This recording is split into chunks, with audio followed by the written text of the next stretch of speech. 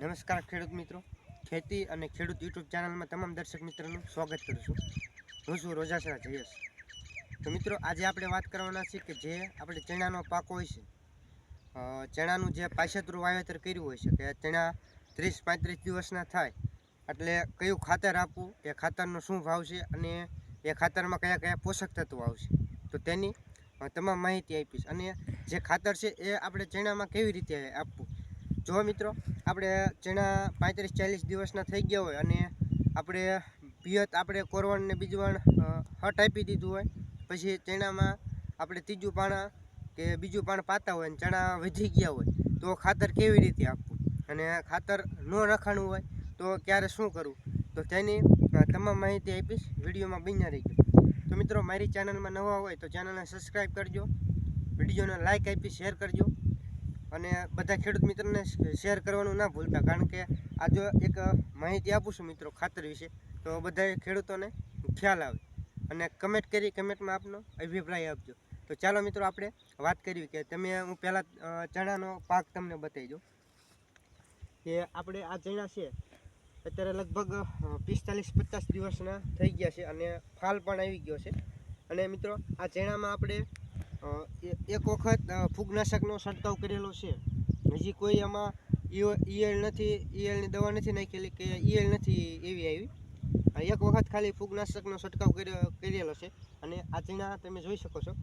તો મિત્રો, આપણે પાયાને થોડુંક વાત કરી દઈએ કે જે ચણાનો પાક છે એ આપણે પાયાના ખાતરમાં આપણે જે 20-20-0-13 આવશે, એટલે કે APS આવે, જેને આપણે SP કહી શકીએ, એ ખાતરનું આપણે એકરે, એટલે કે અમારે 16 ગુઠાનો વીઘો થાય છે અને એ વીઘામાં આપણે એકરે 2.5 વીઘા, એટલે 1 એકર એટલે 2.5 વીઘા થાય, તો 2.5 વીઘામાં આપણે 50 કિલો એ જે ખાતર આવે છે SP, એ આપણે પાયાના ખાતર તરીકે આપેલું છે. પછી કોઈ માવજત નથી કરી, માત્ર 1 રાઉન્ડ આપણે ફૂગનાશકનો કરેલો છે, જે આપણે મેટલ એક્સિડ 35% આવે છે એનો આપણે છંટકાવ કર્યો હતો. અને મિત્રો, પૂરતી ખાતર આપણે આપવાનું બાકી હતું અને અત્યારે આપણે આપી રહ્યા છીએ, કારણ કે આપણી પાસે સમયનો અભાવના કારણે આપણે ખાતર આપી શક્યા નહોતા.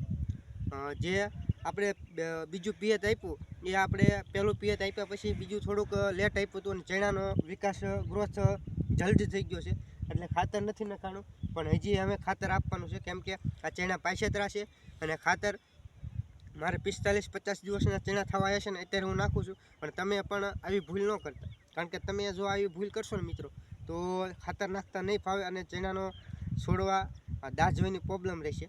તો મિત્રો, આ તમને બતાવું કે આ કયું ખાતર છે. તો મિત્રો, આ જો ઉરિયા છે મિત્રો, આ તમે જોઈ શકો છો કે આ જો ગાંગડા થઈ ગયા છે, કારણ કે આપણી પાસે મિત્રો ઉરિયા પીડ્યું હતું. એક બેગ પડી હતી, આપણે કપાસમાં નાખવા લાયા હતા, એક બેગ એમને પડી રહી, પછી માવઠાના લીધે કપાસમાં નખાણું નહીં અને અત્યારે આ પડી હતી એટલે ચણામાં નાખવું છે.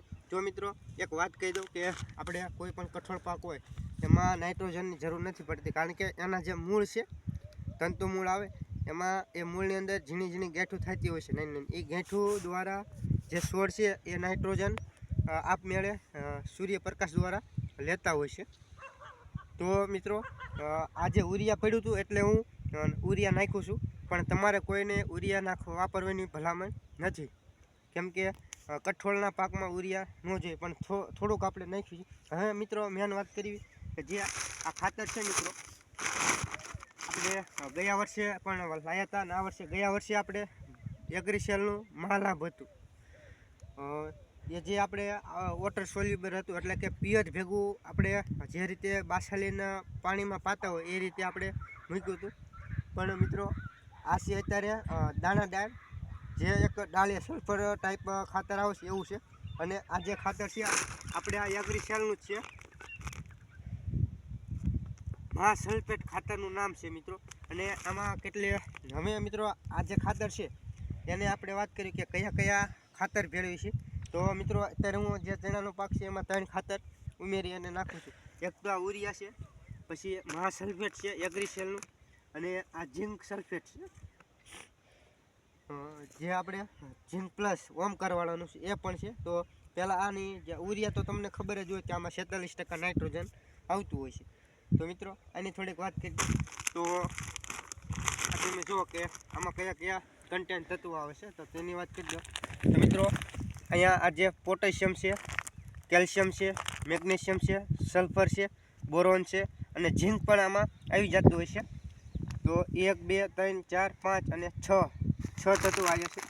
તો અહીંયા પણ એના લખેલું છે કે જે આ K0 K2 પછી એ છે 12.5%, પછી CaO, એટલે એવી રીતે પણ અહીંયા કન્ટેનના આ જે આપેલા છે. તો આ ઝીંક છે, આ બોરોન છે, આ સલ્ફર છે, આ મેગ્નેશિયમ છે અને આ કેલ્શિયમ છે અને આ પોટાશ છે. એવી રીતે 6 કન્ટેન આવે છે. હવે મિત્રો આને આપણે ભેળવવાનું છે, તો આપણે આને ભેળવી નાખીશું.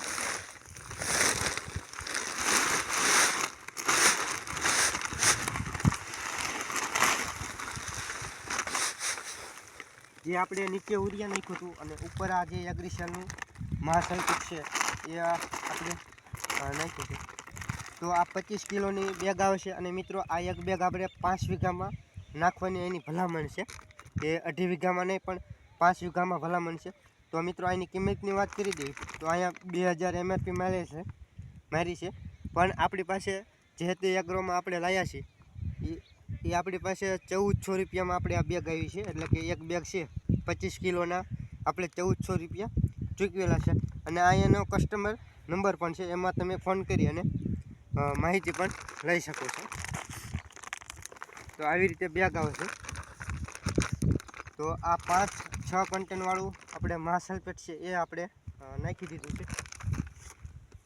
હવે મિત્રો આપણે આ નાખવાનું છે જે ઓમકારનું ઝીંક પ્લસ છે એ આપણે નાખવાનું છે. તો એને પણ આપણે નાખી દઈશું. તો આમાં પણ એવી રીતે 5 કન્ટેન આવતા હોય છે. તો આ બોરોન છે, કેલ્શિયમ છે, ઝીંક છે, મેગ્નેશિયમ છે અને જે આમાં પણ 5 કન્ટેન આવે છે. તો એ પણ આપણે નાખી દઈશું આમાં.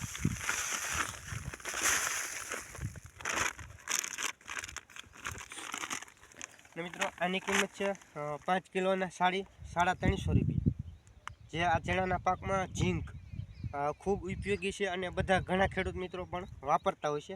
હું ઓમકારનું લાવ્યો છું અને બધા ખેડૂત મિત્રો અલગ અલગ કંપનીનું લાવતા હોય છે. મિત્રો એક વાત ચોખ્ખ કરી દઉં કે આપણે કોઈ પણ કંપની સાથે લેવા દેવા નથી. જે ખાતર દવા બિયારણનું જે રિઝલ્ટ સારું હોય તેની આપણે માહિતી આપતા હોઈશું.